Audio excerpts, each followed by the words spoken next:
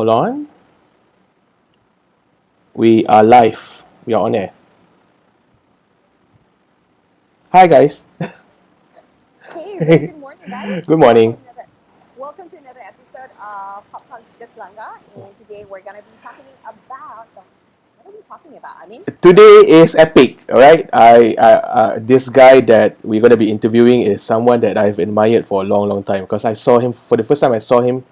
I think I was in Form 4 at the time, all right? And he has long hair. Remember his ponytail hair? Okay, Yeah. so like what? Totally amazed and stuff like that. No, if okay, we're gonna talk about his background afterwards, right? But if you know the stuff that he does, the things that he do before this, it's like awesome stuff, man. I always look at him and say I want to be like him. So there you go. Yeah. And a lot of people, when I was putting up the post, they were saying, "Oh my God, this guy is a legend." So Yeah. that is truly who he is. But let's talk about the topic that we're going to be talking about today. We're going to talk about the whole startup ecosystem. Mm-hmm. Of course, when we talk about startups, the first thing that comes to mind is what? Silicon Valley lah, Yeah. the Steve Jobs. Putting up a photo I'm putting now. out the photo now. The movie is quite awesome though. I'll tell them about it. Yeah. Indeed. So that's right, because Silicon Valley is like the mecca of all startups. Yeah. And It's like the Ganga of startups, the Mecca of startups. yeah, it's like the spiritual home of all startups. And Yeah. with COVID-19 affecting everybody globally, how exactly is it affecting all the startups there? Mm-hmm. What's going to change? And are there trends that we Asian entrepreneurs can learn from and adapt fast? Yeah. So are you guys ready? Yeah, I'm ready to go. I'm ready to go. All right. Just before we start the video, just want to do a quick one. This is going to be an interactive session. If you guys do have any question, please post it in the comment. And with that, welcome to the Popcorn Show, and let's go with our video.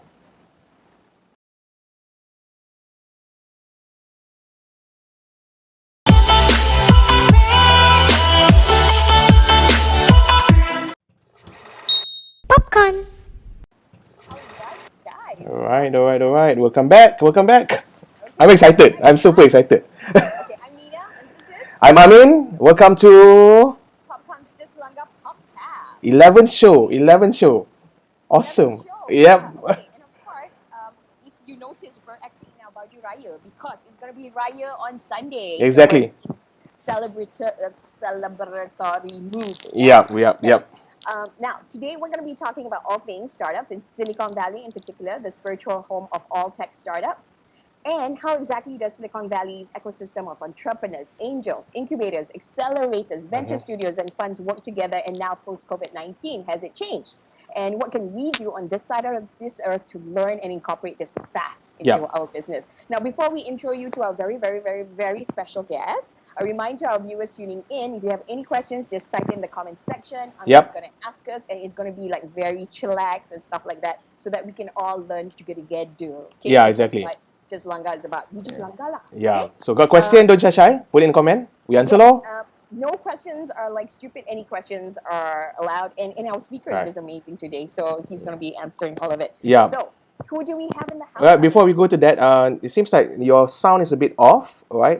And Zafrul is complaining about your sound. Pankaj is complaining about your sound. Okay, let's... the startup in your life is basically talking about this. Is this better? Yeah, so much better. Okay, I'm just going to go. But it's a bit echoey though. It's echoey? Yeah. Hang on. Sorry guys, hang on ah. Yeah. Kita orang ni just langgar, so pandai lah. I think. Okay, guys, what do you think about the sound so far? If you feel that sounds better. It's pretty low on the line. Is this much better, guys? Can you hear? Okay, hold on for a while. Okay, can you hear it now? I think it should be okay. Okay, we'll just continue. Yeah, if you don't, if there's any problems. I think I fixed it already. I think I managed to fix it. Okay, got it. Yeah. Okay. So, who do we have in the house, Amin? We have Encik Shahril Ibrahim. Who is not my father, just so you know, because my dad's name is Shahril. Okay. Yeah. He's a very, very dear friend of mine because he's so awesome. I have to have some connection lah. Yeah. He's a very dear friend of mine, lives in San Francisco, focuses on investments in startups in the Silicon Valley, and he was the former head of Khazanah Americas and was involved on the board of a fusion energy company. Now, today, Shahril is interested in autonomous vehicles, robotics, AI, ML, blockchain, and how these disruptive technologies are going to affect the way we work in the future. And he's also a firm believer of learning by doing, just like PopCon. And he started an innovation lab, by the way, to do corporate experimentation. And that's just what I can mention now, because if you actually look at his background, he's done so much. So much to his credit. So you will see why later. So ladies and gentlemen, please welcome Shahril Ibrahim. Yeah, let's do the applause button. That's Hello. the applause button. Okay. Okay, again, if you guys have any questions, make sure you put it in the comment section, okay? Yeah, today is going to be so awesome.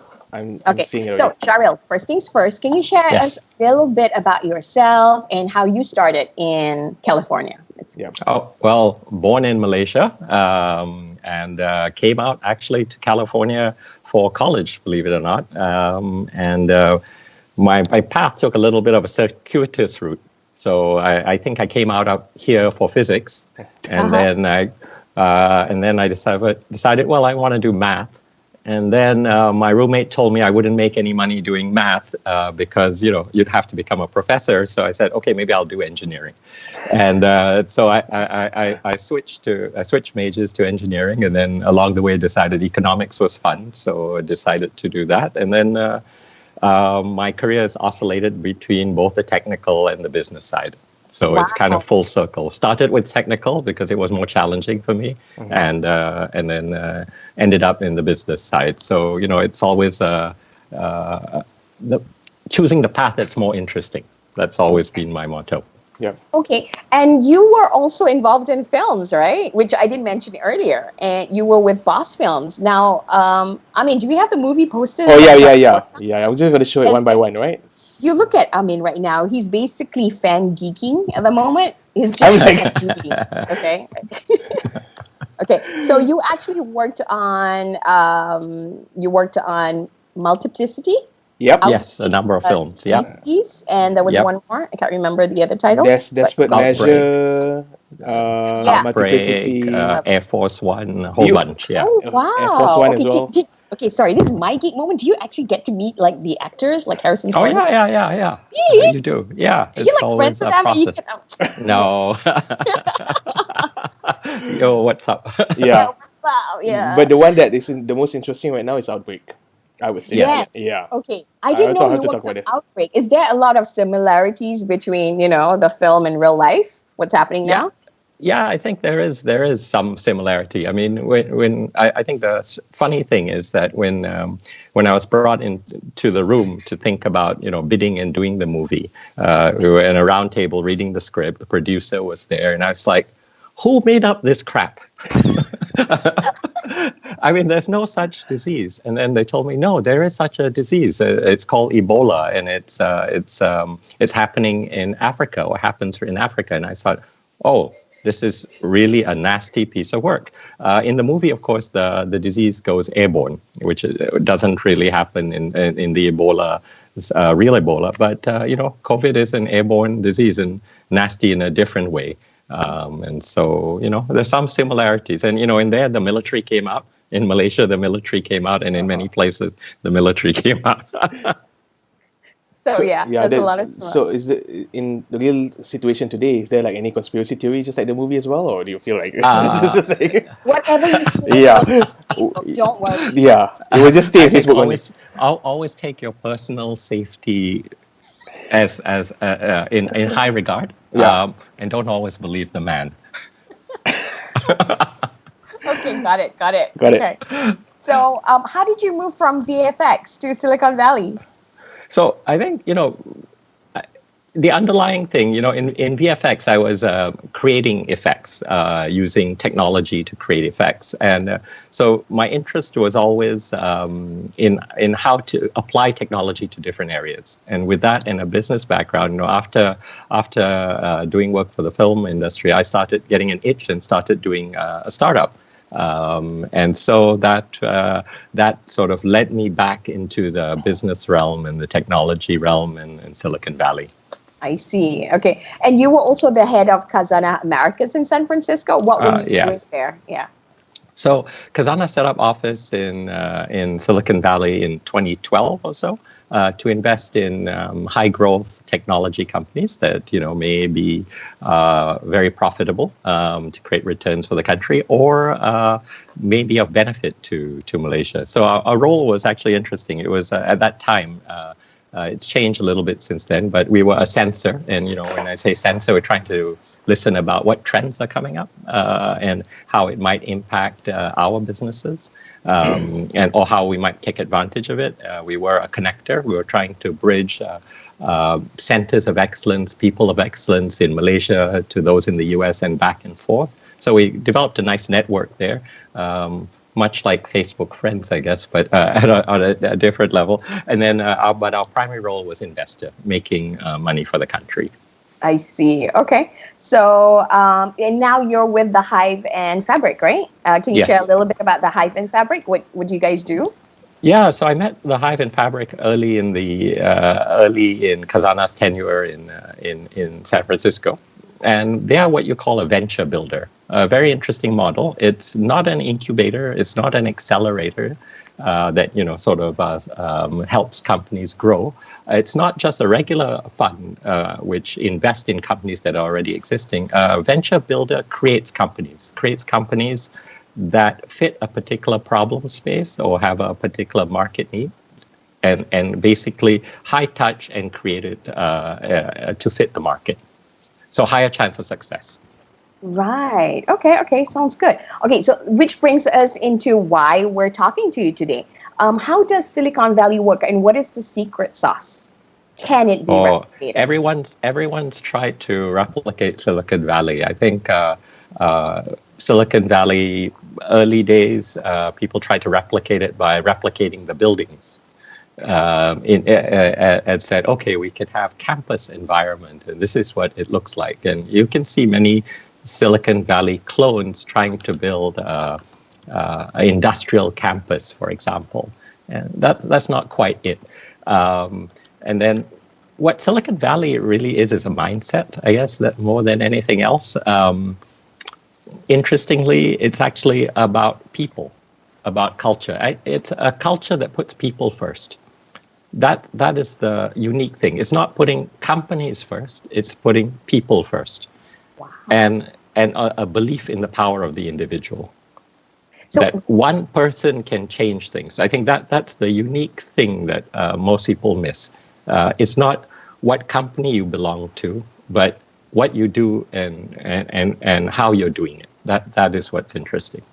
What about what you do and how you're doing that can change things, that we need to learn, that it's a mindset that we can impact into our lives or in our businesses? So, one thing I've noticed is interesting. It took a little while. To articulate, but there's a culture of trust. Mm-hmm. In Silicon Valley, you trust unless you're given reason not to trust. Okay.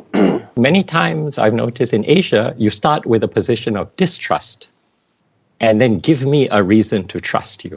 Mm-hmm. And so because of that, it becomes an inhibitor for people to collaborate. So I'll give you an example. Say there was a networking event in the Bay Area in San Francisco. You ask any entrepreneur, so what do you do? They'll say, oh, I'm doing this, and this is what I'm doing. This is the market I'm attacking, blah, blah, blah. And I'm saying, how are you doing that? Oh, I'm using this technology and that. And I said, isn't it difficult doing that? No, we have partnership with XYZ, and they're providing us this and that. Because they know that maybe by sharing with me, I can help them. Or they're sharing with another engineer, an engineer will decide to join them. It's about collaboration. Whereas sometimes, I've noticed in other places, when you ask an entrepreneur, what you do? Oh, I do this. I do marketing online. And I go, marketing online for? And then they'll say what? And then it's almost like I have to pull the words because they're fearful that someone will take the idea. Whereas actually there's no time to take someone else's idea. It's how can you add value? I think that's one thing. The second very interesting thing is a pay it forward model. Okay. Uh-huh. And pay it forward model is very interesting. There have been many successful entrepreneurs and engineers and founders, and they're always ready to help the next entrepreneur. either in mentorship or introductions, always ready to work with the new talent, giving it back. And in Khazanah at the time, we also practiced this pay it forward model. We would meet early stage startups which we couldn't invest in, for example, but how can we add value to them? How can we introduce them to potential partners? How can we introduce them to potential funders? How can we give them advice? Because one day, as they get successful, they will remember and they'll come back to us. So this pay it forward model is another thing. So it's a cultural shift. It's not infrastructure. It's really mindset. Right. So what you're saying is that the mindset is one of trust, where you can openly share your ideas, and then someone is just going to help you and collaborate with you, or give you opportunity to pay it forward, because it really is about helping each other, stuff like that, right? Yeah. And you know, I think I remember meeting a founder at this party, and I asked him, so you know, what he does, and he explained it, and I said, how is it going? He says, it's great. We just sold our company to XYZ. And I said, wonderful, that's really amazing. And then I said, is that your first company? He said, no, this is my third company. I said, wow, 3 home runs. He said, no, I started my first company and it failed dismally. And then, but my investors backed me for my second company. And the reason why, they felt I had learned my mistakes. And the second company, they made a little money, but not a lot. And again, the same investors backed him for the third time. Wow. And they did well. So that culture of trust, if you fail, it's okay. As long as you learn the lessons of failure and keep going. As you know, as they say, you know, it's okay to fail, but fail fast. Right. Okay. So would you say that it's not about profitability? It's about the person you invest in. It's also about the person. It's about the person, right? And I think a lot of people forget that kind of thing. Yeah. Yeah. It's not your title. It's about your vision. It's about your vision. It's about you. Attitude. Yeah. And it's maybe one last touch point, which is interesting, I think, and I'll leave it. It's also about values. So interestingly enough, you know, in Silicon Valley, before the COVID, capital was never a problem. In fact, you would say capital or funding is a commodity. Mm-hmm. So one of the things that the entrepreneurs want to see when they talk to you, what are your values?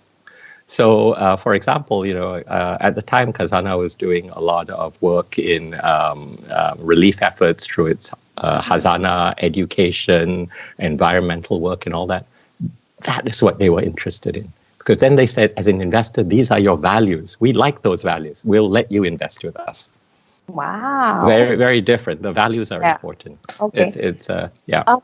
Is this where I kind of ask you about what happened with Theranos?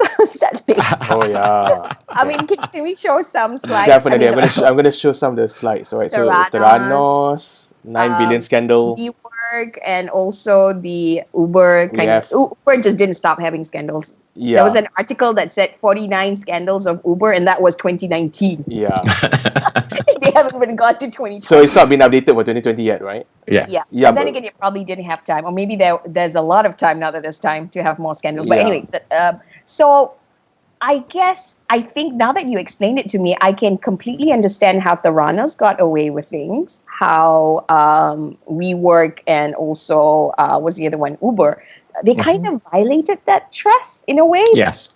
Oh wow. Okay. And you know, people are willing to believe in the story, and as long as you you know, unless there's reason not to. And so I think sometimes that can be taken to an extreme. For example, in Theranos, or you know, in some of the other startups that. And also, I think you know, as companies stayed private longer, valuations had to go up to justify returns to early investors, and so this created almost like a pyramid of expectations. Yeah. Right. Okay. I actually have a question on that. Even with all of the things that companies like Uber, Theranos, and WeWork, whatever they're doing, but what I found to be interesting is that value is still intact, or is just my belief on it? Uh, the value of trust, you mean? Yeah, Is that yeah, still intact? yeah, Yes, it is. yeah, It is. That's how the valley operates. People like to work with people they like, which is very interesting, or people who share similar values, and as such, that still continues. So it's interesting.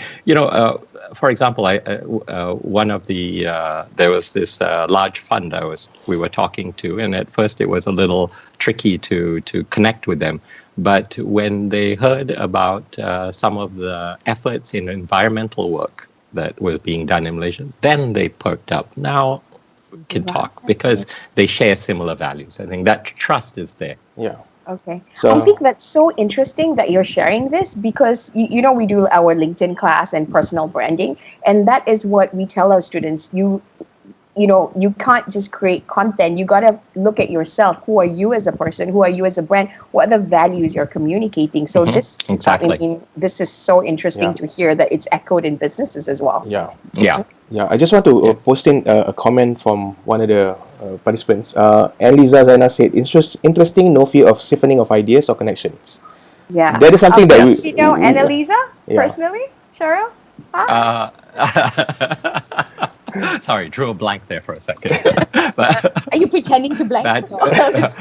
bad video.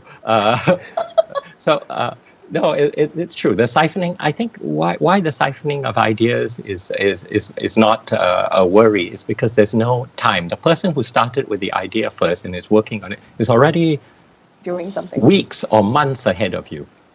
And if you try to just replicate or copy, you're going to be weeks or months. Better you collaborate.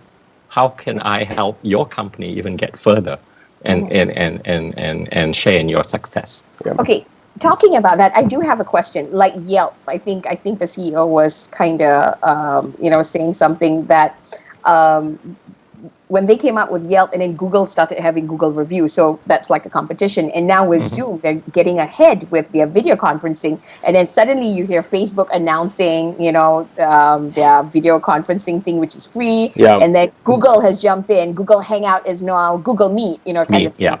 So how is that not siphoning? Please explain that to me. At the corporate level, that still happens. So at the corporate level, I think probably in Southeast Asia, that still happens. I'm creating XYZ product. There'll be someone else who makes. It's the syndrome of 7 nasi lemak stalls in a row when there's one successful nasi lemak restaurant. But on a startup level, that doesn't happen so much. Most of the startups that you see, sometimes they have similar ideas, but actually they started at the same time because the opportunity sort of presented itself. Then it's a question who can execute faster. But it's not a question of, so-and-so startup is doing that, I'm going to copy that. Okay. So that's the difference. I like that point where you say that it's all about the execution. Who executed first is the one that will be seen. Or and move faster. So I think that's key. So I think so there's no I think there's very little copying at the early stage and mid stage. It's later on. For example, Google will look at what Facebook is doing, or Facebook will look at what Google's doing, or they both look at what Apple is doing, and so back and forth. Oh, that's when they go like that. Or sometimes what I hear is that they buy the smaller companies and then they just leave it dormant so that their technology can go ahead, right? Yeah. So here's also an interesting thing. You mentioned Theranos and WeWork and others, and it became a pyramid of investors on top of investors. And they were all actually, their exit they were looking at is the public market, the stock market, so to speak. Yes. But there are other ways a company can exit, just what you mentioned. If you have an interesting piece of technology, it could be acquired by somebody else. For example, WhatsApp. Or Oculus, or Instagram, or sometimes companies buy another company, like Google buy another company, just for the talent. Yeah, maybe the product is not quite there yet, but they're onto a good idea. And if I buy the company, I can get hold of 20 of the top people in this.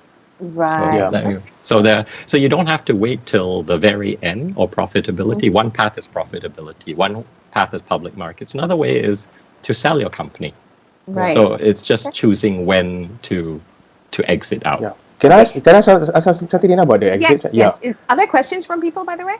Not yet. Basically, Okay. Zaf is saying hi. Okay, hi Zaf. Uh-huh. We have Zaf, we have Pankaj, and Lisa, and a few others.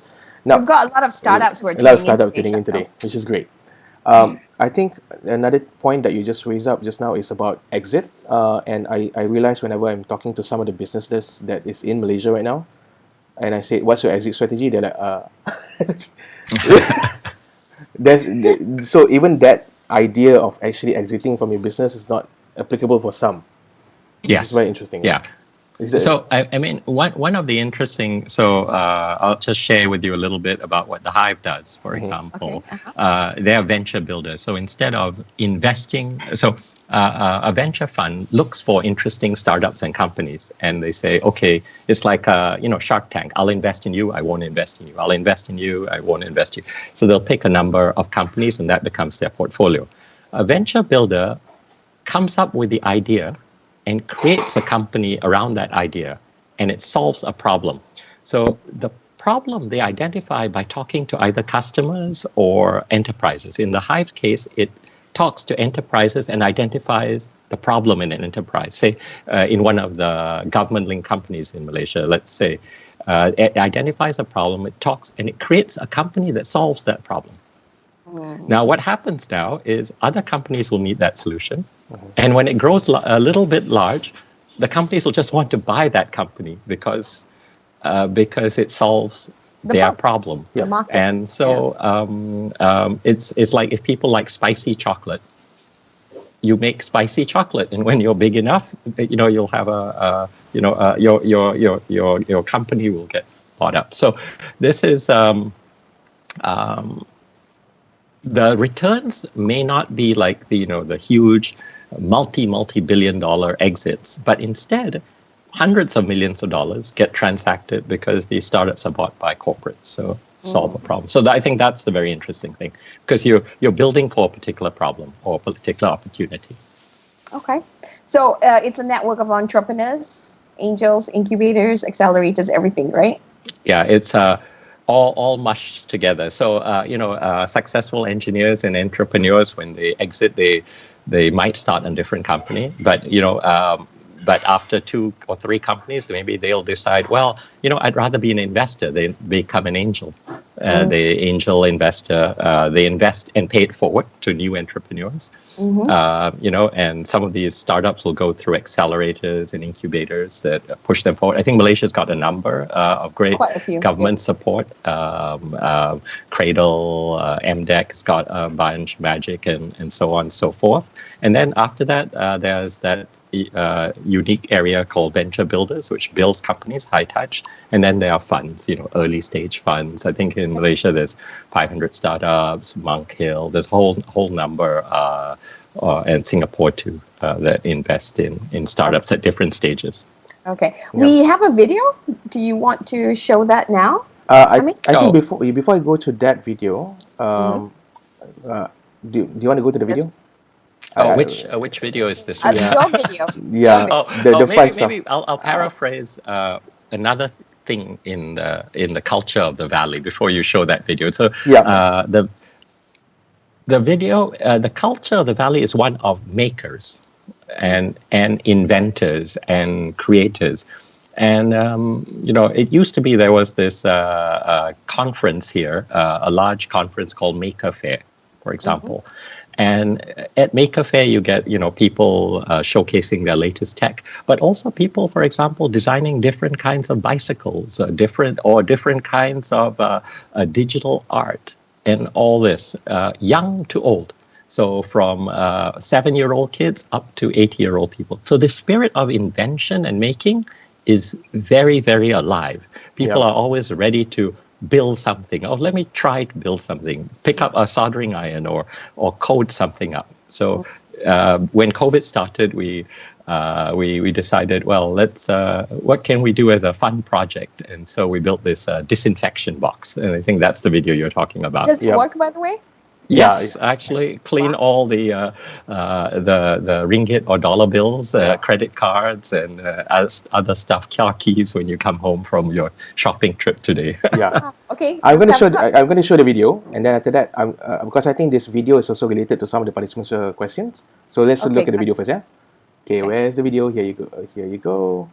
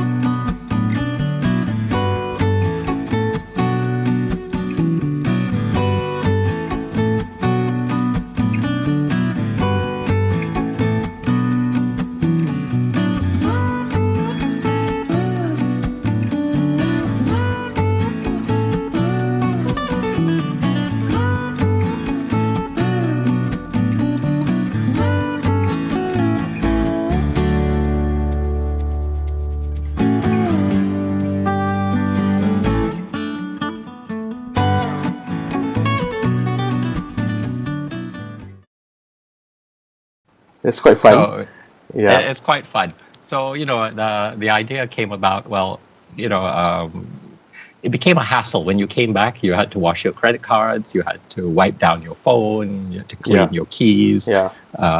And then I was looking at a few articles.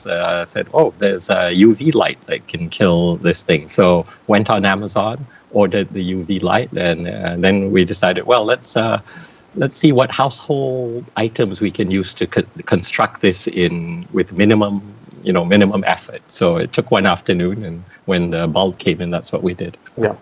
So that's kind of related to what Zaful is asking, where he's actually asking about what's your process of ideation. What's my process of ideation? That's a very good question, and Yeah.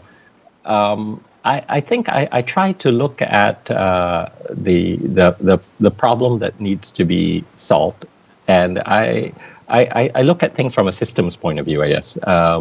I try to break it down to its most elemental thing, and if we solve that one elemental thing, how can we then use it as a building block to complete the project? So maybe it's a process of distillation, and it's not.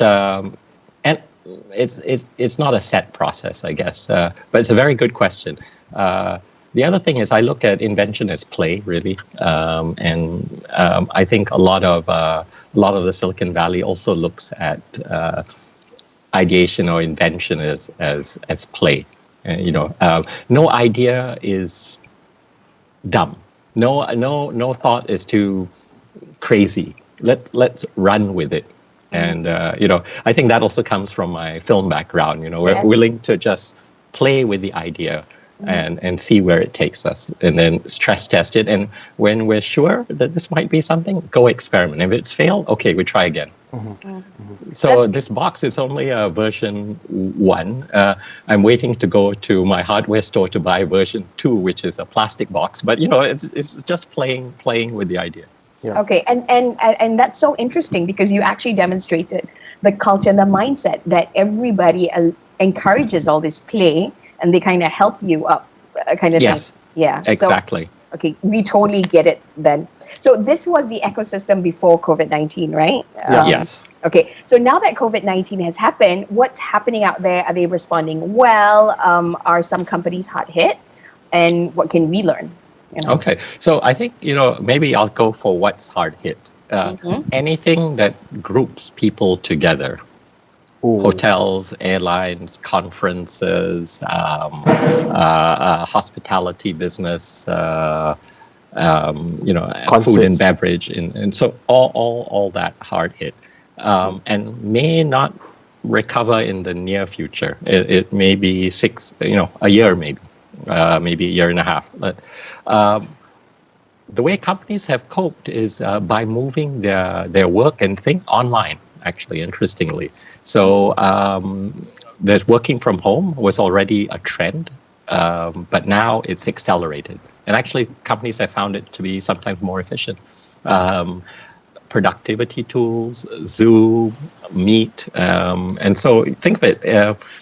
last time you could maybe schedule 4 or 5 meetings a day, especially if you had to travel outside, you had to drive traffic, hassle all this, bad mood after traffic, and so on and so forth. Now, if you wanted, you could do 8 meetings in a day, one back to back to back, because it's one Zoom call, Meet call, Skype call after another. So I think that has changed. I think one of the challenges that will come about will be how do you replicate, serendipitous meetings. So in the Valley, for example, after this type of seminar or a chat, there would be a little mixer, and entrepreneurs, funders, creators would all sit and talk over food or drinks or whatever, and there you might meet your co-founder who really loves your idea, or a company that wants to potentially license your technology, and so on and so forth. So how do we replicate that kind of chance serendipitous meeting? I think that's going to be a big challenge. Okay. So has it been replicated so far online? No, I think so. This is the other thing. I think one of the challenges is people are strengthening the networks they have. And this goes for investors as well, but seemingly how to get open into new networks is a little trickier. Right. As you can imagine, because the trust in the past was built face to face. Right. Okay. Over chats, but now it has to be scheduled. So this is an interesting thing to think about, right? So that's an opportunity. How do you schedule chance meetings? Okay, there's a question from Jacqueline. Hi, Jacqueline. Do you want to put the question up? It's basically compare pre and during COVID. Has the notion of MVP changed? Yeah. No. I think the basic concept of MVP has not changed. It is the target. What is the minimum viable product for a particular market? And the market has shifted. So, for example, if the target has shifted, but the process and the MVP has not changed. I see. Okay, which I think we'll be able to answer this more in the later sections. But moving into the future, how do you see businesses change post COVID-19? Okay, so this is an interesting thing, and it's something I've been kind of toying with. Is, for example, and actually at the Hive and the Fabric we've been toying with, is that businesses have to digitize. They have to move to the cloud to be competitive now.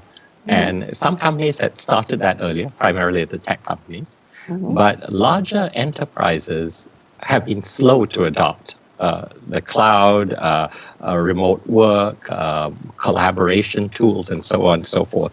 So I think there's a huge opportunity for existing businesses to move into digitization or the cloud, for example, and for startups to help them get there, because every market is slightly different. When you think about Malaysian enterprises, they operate and function slightly different from those in other markets, and their flavor of going digital will also be slightly different. So I think that's an interesting challenge and opportunity. It's a challenge for the large enterprises, but it's an opportunity for startups to help the enterprises get there. Okay, so we're talking about business trends. Do you see any of business trends changing and staying post COVID-19? Business trends. I think the trend of moving online is the big trend. But I think on a larger scale, I think COVID is here to stay for a little while. I think until an actual vaccine is found, it's going to be an issue. So how do you create, I think one of the things I mentioned, the trend is how do you create trust in an online world? This is a big theme. The nature of work. And the division of work, or the future of work, so to speak, working from home. How do you divide it up? I think that's another big area. I think another trend is, of course, by going online, there's an opportunity for a lot of AI and ML techniques to try, or business process automation or robotic process automation to come in and to enterprise, and this might displace workers. So there's a number of large trends happening because of COVID, and in some sense, it's accelerating these trends. Yep. Right. Okay. Okay. Cool. So, with respect to startups, what opportunities or challenges do you see post COVID-19 and environment in the post COVID-19 environment for them? Okay. So I think funding for startups will be challenging, a little more challenging. So the reason being that because overall it's challenging, a lot of investments are going into the portfolios of the companies that funders have already invested in. Yeah. So instead of taking on new companies, they tend to invest in the ones they have. So that's one challenge. And for startups, finding new investors trickier because you have to build that trust equation. I think other scenarios are recruiting. I think recruiting talent will be trickier in this new world. And I think finally, getting new markets for some of the startups, I think that's going to be also very tricky. I think one advice is maybe find a path to profitability and accelerate that. I think that's important. I think that investors want to see that. And that's maybe an advantage of Malaysian or Southeast Asian startups. They tend to reach profitability faster. Where's the money? Because they're kiasu, right? Yeah. Yeah. Show me the money. Yeah. What do you mean you've taken 7 rounds of financing and still bleeding money? And why are we just funding growth? Yeah. The mindset completely different, I guess. I think Zaf has been asking a lot of questions. How come I'm not seeing this? Oh, I'm seeing it. You're seeing it elsewhere. on the other side. So Okay, got it. I'm just going to go through it one by one because I think some of it has already been answered. Like one of his first question is that, can you share a bit more about the venture builder scene in Silicon Valley? I think we've done that, right? What's your process of validation? We've done that. There's another one here. I think this is kind of related to what we're talking about right now, which is, Shahril, if I give you 10 million, which companies or industry would you invest in? Oh, I can't quite say that.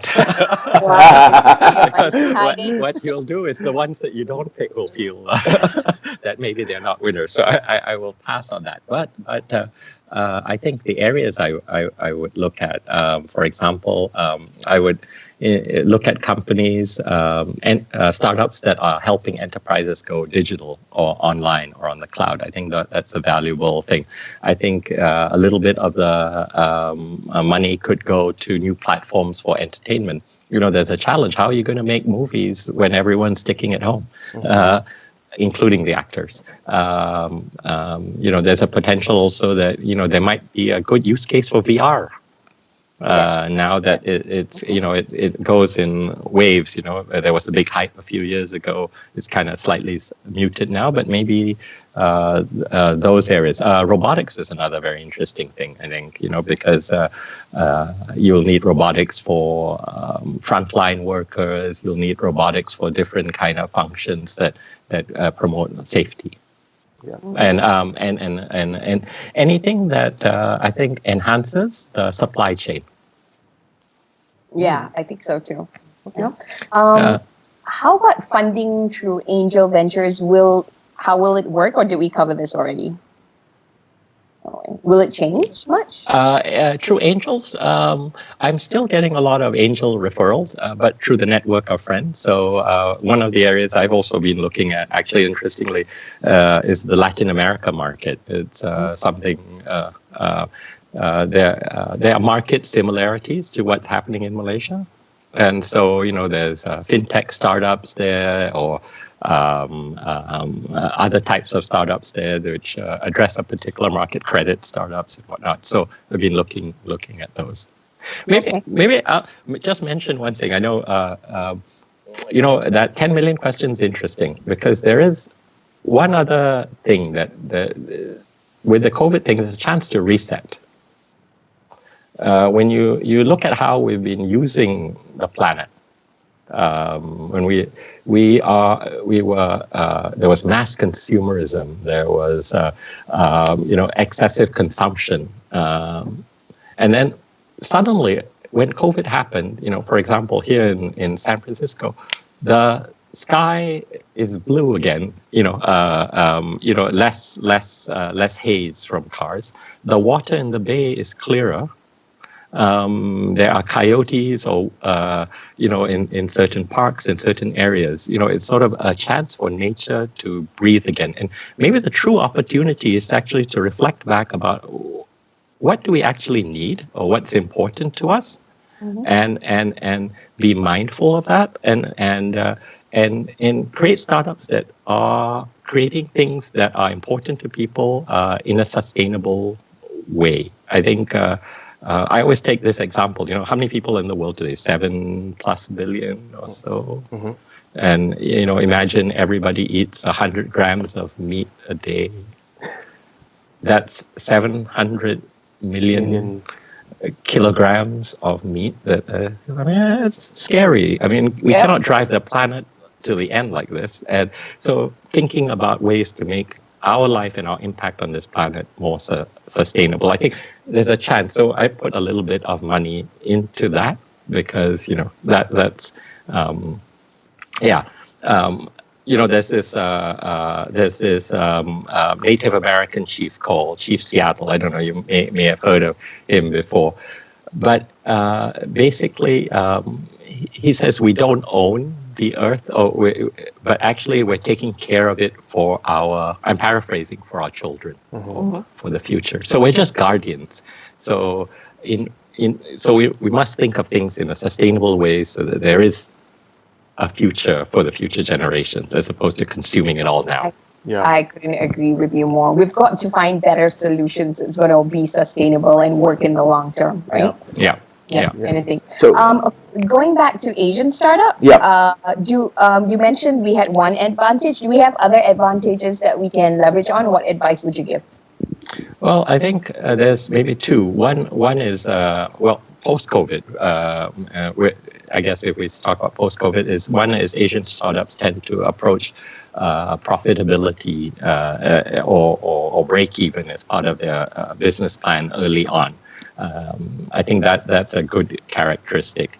I think the other characteristics is that a lot of Asian startups work in closed markets, so they can operate in a sheltered approach and then take their companies out. And in the case of Southeast Asia, Malaysia, into its neighboring countries, because the nature of it is the same. I think the third, actually, which is interesting, is I think there's what Silicon Valley misses is Silicon Valley goes for, we're going to build AI, we're going to build ML, we're going to build autonomous cars, we're going to build all these things.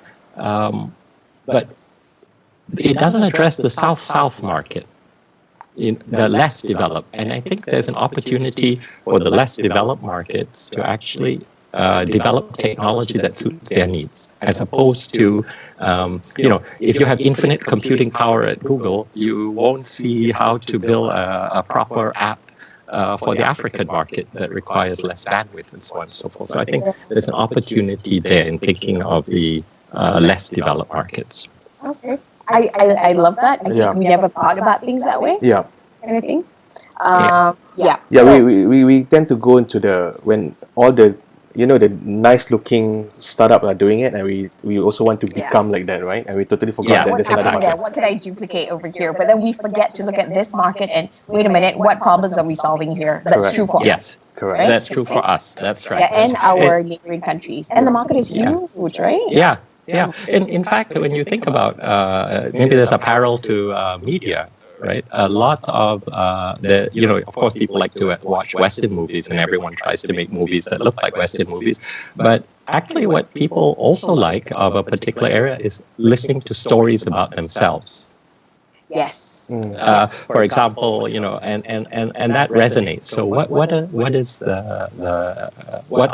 what can startups do to address the market in their sort of ecosystem or their market level? So I think that's something interesting. Definitely. So Okay. we have another Amin? questions because we're talking about the post COVID-19 and all that. Pankaj posed something that's very interesting. Do you really feel that human and consumer behavior will change post COVID-19? Well, currently, I think it has changed. For example, gas prices or petrol prices in the US has dropped by at least 30-40%. Actually, I only drive my car every couple of times a week. Yeah. and You still drive. I don't. well, maybe to address Pankaj's question, pre-COVID, there was high reliance on the sharing economy, or people were getting comfortable with the sharing economy. Now the sharing economy doesn't seem, without a vaccine post-COVID, may not be such a, people less comfortable. Will you let me stay at your Airbnb if I'm a stranger and you don't know where I've been? Do you want to go in a Grab or Uber that, there's Questions. yes, there's questions and Concerns. confidence factor, Yeah. and those I think that will persist post COVID and last for a while, and so that will change in the consumer mindset. Do I want to go to a big box store or just have it delivered online? True. True. And in fact, mostly all my grocery shopping now is delivered, and we except for the farmers market, because we got to support the farmers. Yeah. Yes, indeed. Okay, we are running out of time, so I'm gonna push it up a bit quickly because we have some more questions. Where do you think the next disruption in tech will be? Where can we take note? Okay, well, aside from digital profit, yeah. So I think aside from some of the digitization efforts, I think AI and ML is artificial intelligence, machine learning is something to really think about.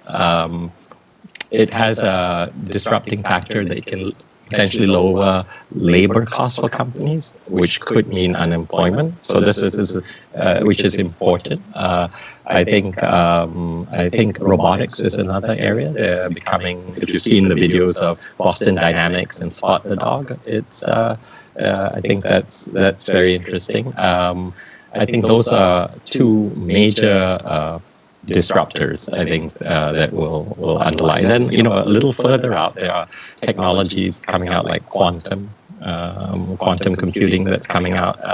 And so I think those are some of the areas that, it's all a timeline. There's some things that are 10 years out, some 5 years out, some 1 to 2 years out. So depending how far you look. So I think AI disruption of companies definitely happening now and will continue within the next 5 years. 10 years, maybe we're talking quantum and fusion. In the next 2-3 years, digitization of companies, getting them more online, changing consumer behavior to more online behavior, and so on and so forth.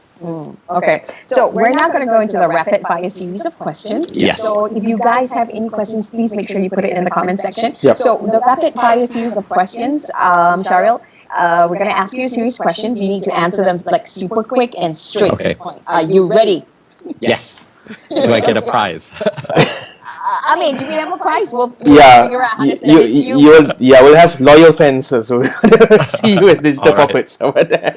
Maybe. We'll talk about this. Yeah. Okay, so what are the top 3 key things you think will stay post-COVID-19 and will become the new normal? Okay. I think, can I say non-events? So people won't travel as much. I think that is thing. I think people will be working from home for quite a while. I think, and then that will launch into productivity tools and whatnot. And video conferencing is definitely here to stay. It took a while to get people on board. I've been a big believer in it. Okay, cool. Now, what are the top 3 things businesses can do now to prepare for the future? In the short term and in the long term? Short term, I think invest. Well, on a high level, you need to build resiliency. So obviously, and I think resiliency means moving your processes to the cloud, digitizing your business processes, enabling and empowering your workers to be able to work from home. And actually empowering your workers means you trust them to work from home. I think though that's near term. Invest in security as well, because as you move to the cloud, you're going to be potentially a target for many things.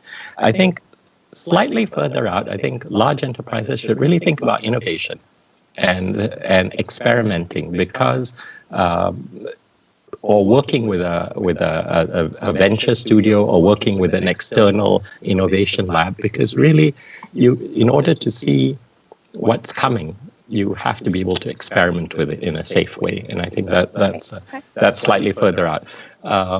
Quite like that. That's a very good idea. A lot of people don't think, and then suddenly they're Nokia. You know what I mean? Yeah. Okay. You didn't Yeah. know. Yeah, and if you innovate internally, you see solutions that may not be available commercially. So you are able to create a new product.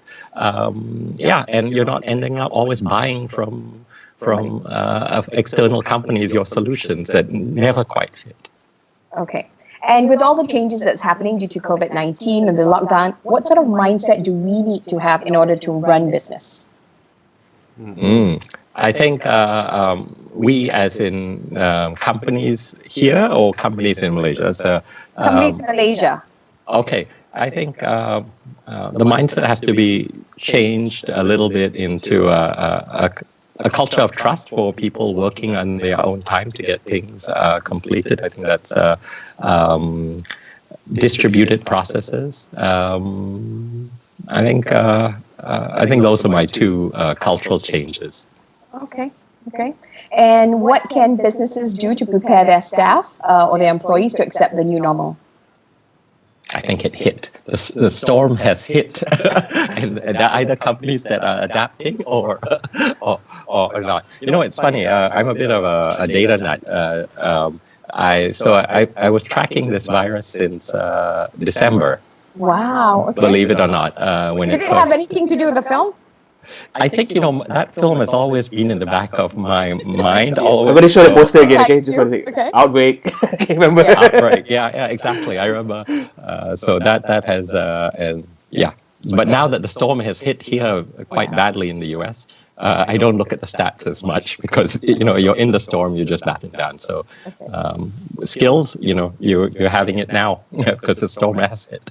Yeah. So would you say retraining, reassigning to new job scopes? Because things have changed, right? Exactly. I think, things have changed. Okay, and in terms of skills, because I think we don't talk about this enough, but what are the top skills that would be the most sought after in a world post-COVID-19? Communication, I think, is very important because you have to make communication explicit, not implicit.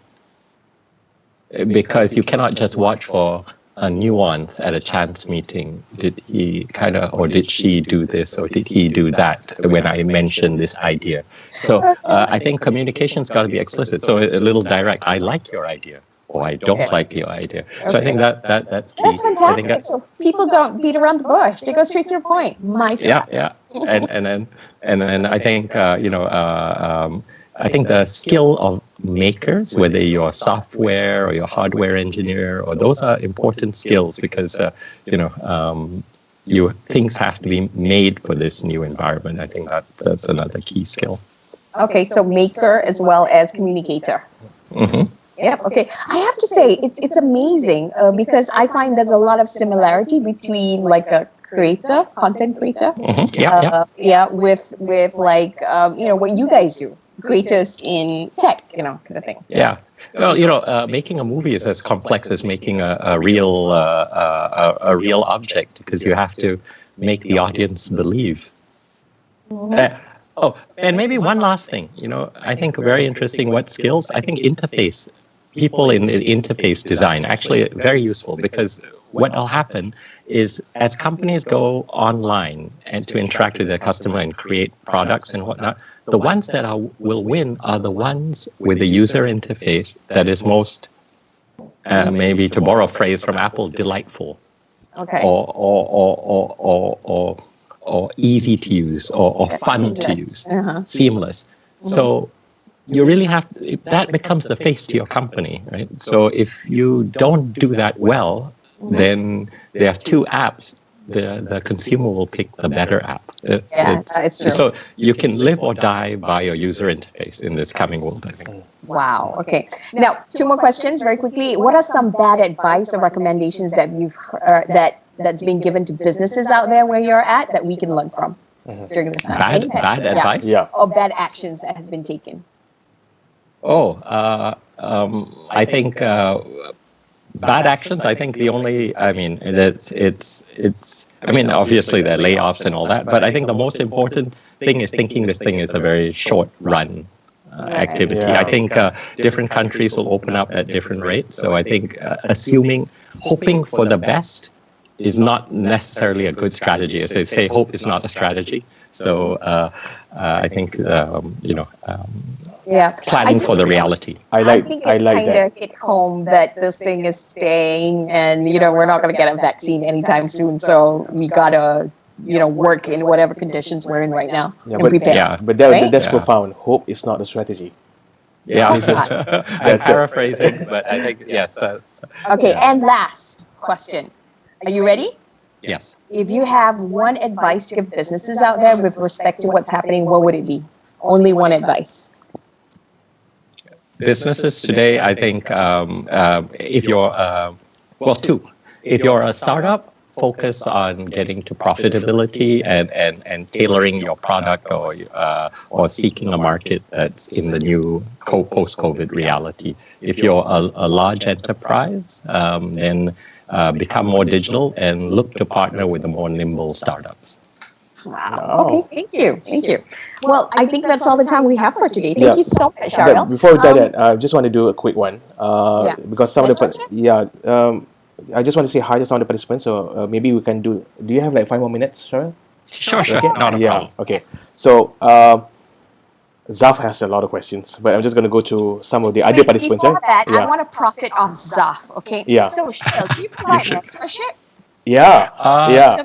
So I used to work with a bunch of interns, but I still talk to a couple of people I mentor. So yes. Yep. Okay. So what we'll do is we'll find out about the mentorship services, and then we're going to come and talk to you. Yeah. We can create a new. We can create a new platform around this.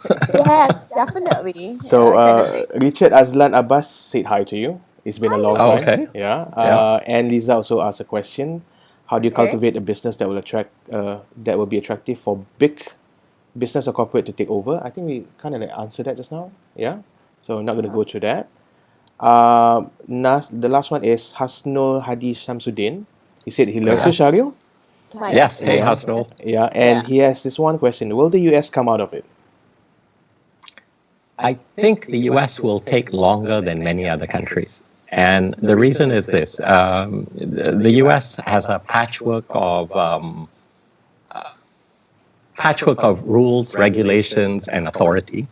So, for example, some states will open up before others. Some cities will open up before others. There'll be a second flare-up in those cities, which will infect the first city. So instead of a one and done, it's going to be a simmering activity for a longer period of time. So I think, and maybe just to touch on that question about how do you create companies that are sold to larger enterprises, maybe the one thing I would advise the one who asked the questions is talk, at least this is what's done in the Hive, we talk to the target companies about really trying to understand what they do and what their problems are.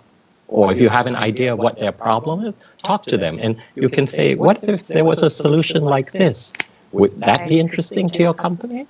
So basically talking to your market, to your client. Exactly. Yeah. Talking to your market, talking to the enterprise. I think a lot of the time when people, this is the same with filmmakers and also the same with tech companies. A lot of time when we come up with a solution, sometimes it's short and needy. We like it, but we never tested it to the market. And then you blame the market. You don't see the value. Yeah. It's like build it and they will come. But it's better that you build it for somebody who already wants it. Yeah. Yeah. Build it and they will come. Yeah, fill the dreams, right? Yeah.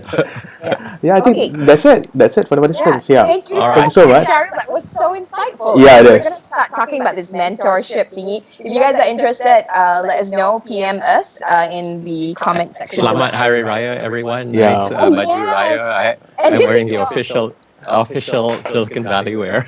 yeah. Is there okay? Hang on. This is a fun question to ask. Is there actually a Silicon Valley uniform? Because I heard that different startups from different regions, like in Bangalore or in Hong Kong or in Malaysia, they dress differently. So, what is the go-to work outfit in Silicon Valley Yeah. for startups? Jeans, t-shirt. If you are a venture or funded, you'll put on a jacket. Right. And if you or a jacket like this, or if you and then startups will be Sure. this or t-shirts and jeans, but basically very informal.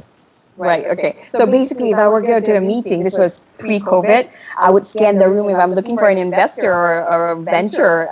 Usually they're wearing a jacket. Yes, Yeah. I go for the jacket guys first, right? Yeah, and if they are sometimes from different part of outside of Silicon Valley, they'll be wearing a suit, so you know. Yeah. Okay. Got it. Got it. Okay. That's how you scan and spot the room. Now that we're in the Zoom kind of environment, we don't know how that's gonna work, right? But yeah. Oh, it was a pleasure. Selamat Hari Raya. Selamat Raya. To all your listeners, and yeah, it was a lot of fun. Thank you so Thank much. you so much. All right. So with that, we're gonna do just a party noise first. Yeah. Thank you. Okay. Yeah, so party noise, Yeah. sound the horn. Okay, so I'm afraid that's all the time we have for today. If there's anything that I learned is that Silicon Valley is not it's actually a mindset. It's about It's a being mindset. yeah, it's a mindset. It's about trusting and helping each other so that Paying it forward. yeah, paying it forward, and we love that because it's something that we do at PopCon, kind of thing, and also as a startup moving forward post COVID-19, if you're looking for investors or getting into an accelerator program, you want to look at you if you want to increase your chances of getting in, you want to focus more on profitability, meeting market needs, and of course, relying on really solving the problems, right? Yeah. Okay, so give Shahril a round of applause. Thank you so Okay, one more much for time. this really insightful session. Okay.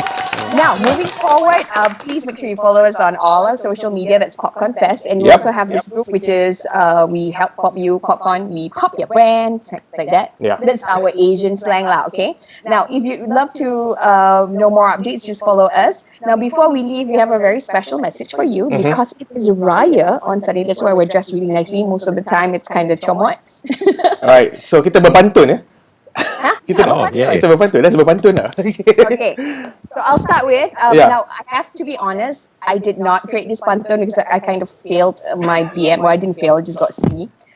So I kind of copied it from Google for somebody, and then I changed it. So it's gonna be worse than ever. Okay, so Yeah. are you ready? I mean, Yeah, I'm okay. ready to go. Let's go. Okay, Makcik Kia pergi ke pasar. Pergi ke pasar membeli cili. Tahun ni raya yang sangat mudah. Masak rendang sendiri, tetamu pula tengok kita makan kat TV. Okay. Ha. Alright. Okay. I jawab. Okay. Silakan. Ketupat dianyam pengikat kasih. Lepat diikat penuh harapan. Alright. Berpakaian seragam separuh badan je pun boleh. Bila dah zoom tak ada siapa yang perasan. I thought, Shahril. Both are very good. He had no choice. Yeah. I've been forced. Nice. Shahril, is this what you say to startups when they pitch their ideas to you? Oh, very nice, but in your head, it's like, oh my God, that sucks. No, it's good. Actually, there Hey, should be no a idea is pantun dumb, pitch. okay? He said No that. idea is dumb. No What idea is should dumb. be a pantun? Sorry? You can do a pantun pitch. A pantun pitch. Okay. Okay. Yeah. I like it. Judge, don't ask me to create. Okay. Well, thank you so much for watching. We'll see you not next week because we, Popcorn, are going to cuti raya. Yeah, Okay. sorry guys. We also need our break, so we're okay? taking a break. Yeah. But we will see you on June 4th. And on June 4th, oh my God, I forgot to download the photo of this really hot Japanese guy, So we're going to be speaking to Ken Okazaki on Oh, yeah. video marketing secrets. Exactly. So that'll be Thursday, June 4th, 11 a.m., same time, same place. So Yeah. thank you so much, guys. Yeah, before that, just a warning for all the girls out there, right, who's still single, this guy is the bomb. I look at him for the first time. No, He's single. he's not single, unfortunately. But just looking at him, I know girls with Joel. Sorry. But you girls can go up. Get online and cuci mata. Okay. Okay. All right. So with that. Okay, so we'll see you again. Thank you so much, guys. Selamat Raya Maizah Batin Bye. 00 Selamat again, Raya. okay? Mohon Lagu Raya batin. mungkin. Bye. Alright. Bye. Lagu Raya. Bye. My God, I forgot the.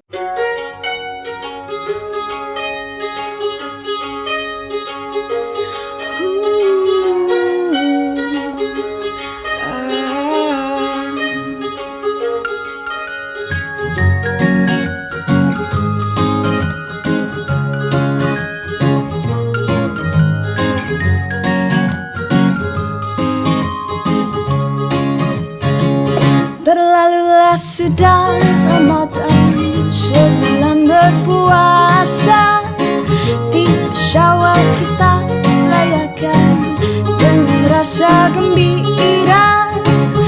Anak muda di rantauan semuanya pulang ke desa. Ibu dan ayah keriangan bersyukur tak terkira.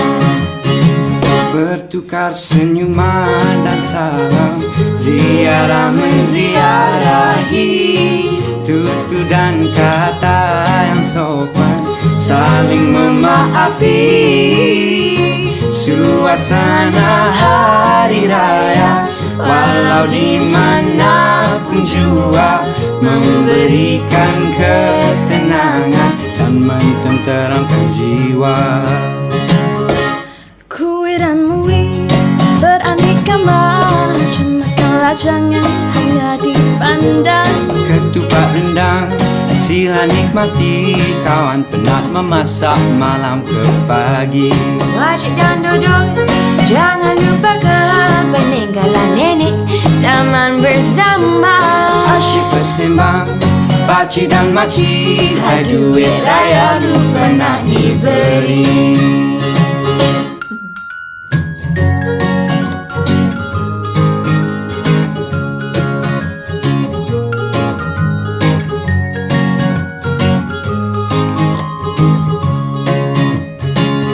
Berlalulah sudah Ramadan, sebulan berpuasa. Di Syawal kita rayakan dengan rasa gembiraan. Anak muda di rantauan semuanya pulang ke desa. Ibu dan ayah keriangan bersyukur tak terkira. Kue dan mue beraneka macam, makanlah jangan hanya dipandang. Ketupat rendang sila nikmati, kawan penat memasak malam ke pagi. Wajib dan duduk jangan lupakan peninggalan nenek zaman bersama. Asyik bersimbang pakcik dan makcik, hai duit raya lu pernah diberi. Paparari dari da papari dari da paparari dari da, selamat hari raya. Selamat hari raya. Yeah. Popcorn.